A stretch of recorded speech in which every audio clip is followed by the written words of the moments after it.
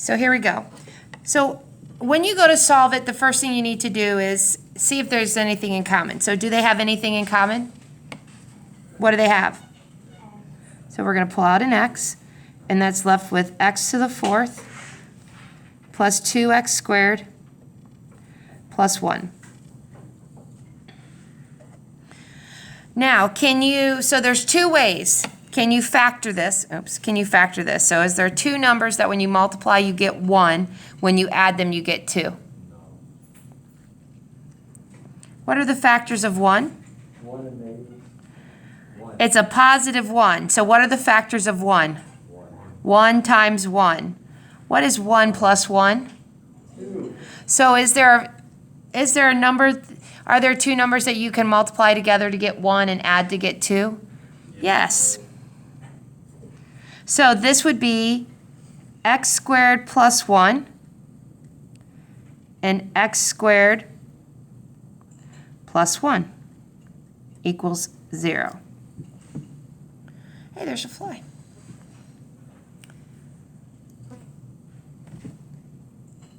Okay.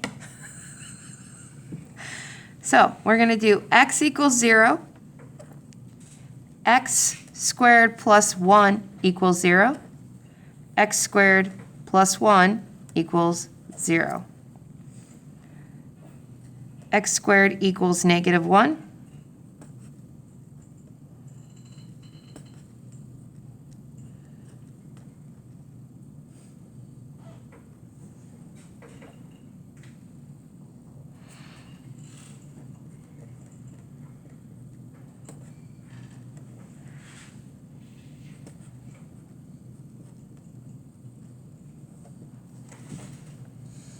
So your roots are 0 and plus or minus I. You don't have to write it twice. It's just going to be, we just know that it has those many roots. So you guys look at this. 1, 2, 3, 4, 5. So there are 5 roots.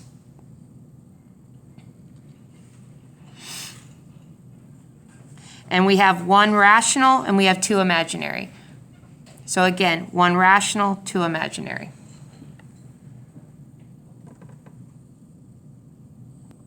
Okay, so this question said find all of the zeros of the function. So notice it's x to the fourth. We don't really know how to do this, so we're going to use p over q. So what is p? What is p? What is q? Okay, and yesterday I told you that if q is 1, then we know what our possible roots are.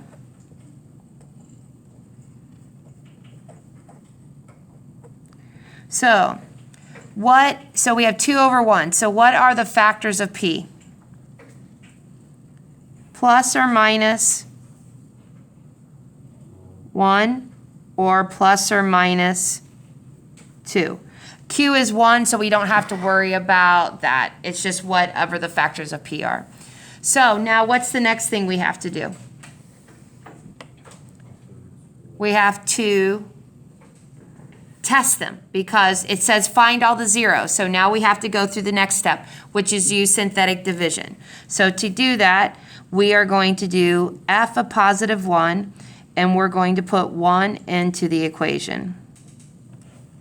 And what do we want our answer to be? We want it to be 0. So let's see if that gives us 0. So this is negative 4, not 0, so not a root. That's never going to be a root, ever, okay? Because you didn't get 0, it will never be a root. Now we're going to test negative 1. So that means we're going to put negative 1 into the equation.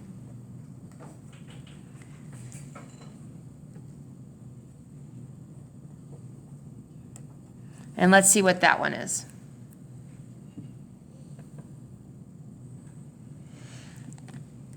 So 0 is our answer, so what does that mean?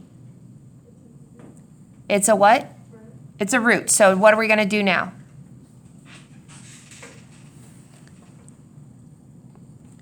We're going to use synthetic division.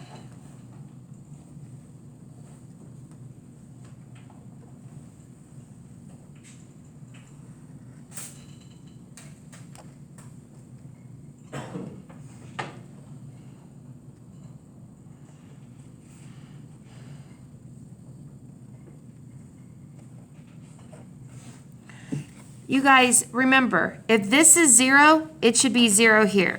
So now what does this mean? What is this now? How do we write that?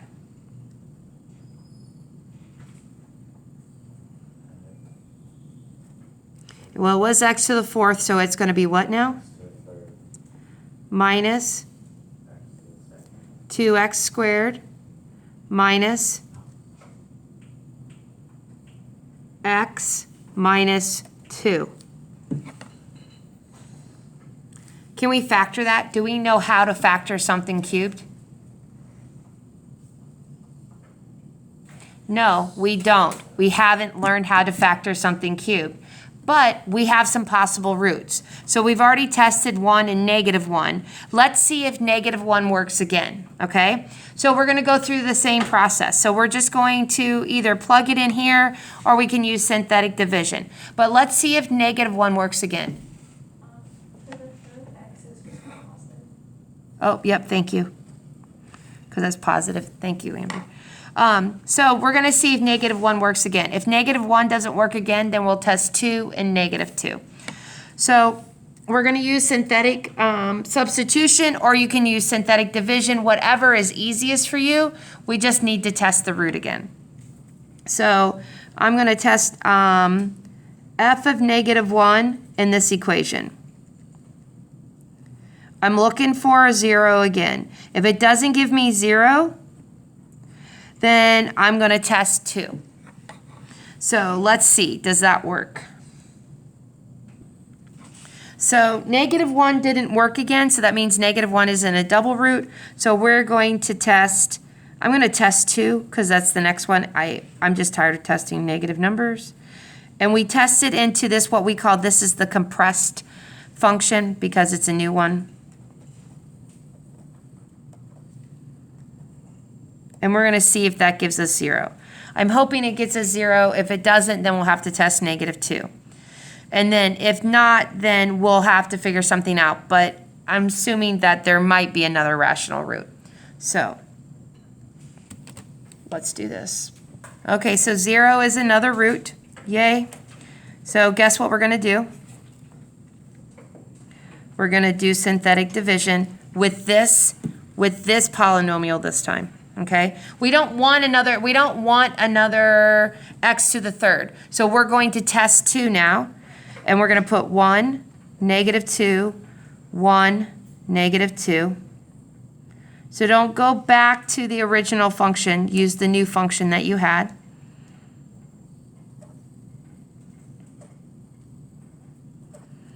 And now we have x squared plus 1. And I know you guys can't see that. No one can see that.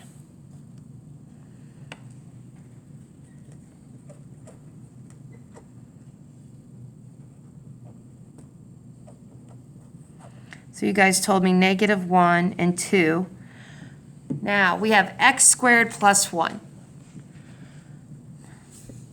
That's a nice one because we don't have to use the quadratic formula, but we also know that it's not factorable, right? So how did we just solve number 1 when we had x squared plus 1? How did we do that?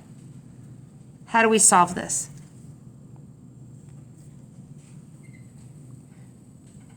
You guys, what did we just do in number 1 with x squared plus 1? What did we do with it? Yep, we took x squared plus 1 and we set it equal to 0. You can do that because there's no middle term. If there was a middle term, then you'd have to use the quadratic formula.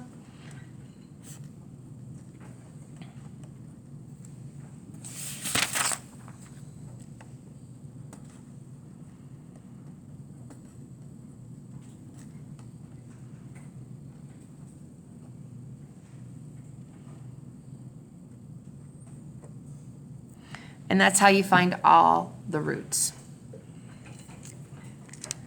That is an entire problem using P over Q.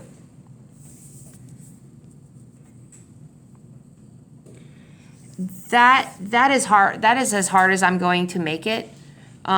You might have to use the quadratic formula, but so your choices are either using the quadratic formula or factoring, but that's the answers to those.